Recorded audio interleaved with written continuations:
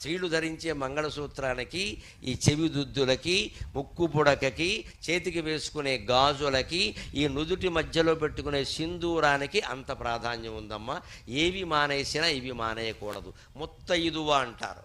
ముత్తో ఐదువా, 5 వస్తువులు ఖచ్చితంగా ధరిస్తుంది కాబట్టి ఆవిడని ముత్తైదువ అన్నారు.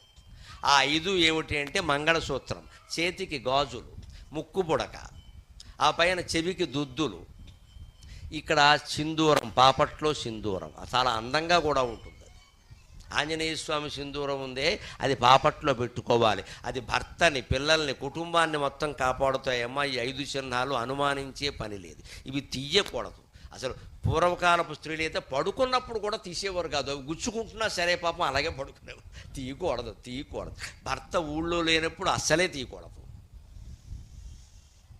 ఏదైనా పెరిగిపోవడం అంటారు. ఇంకా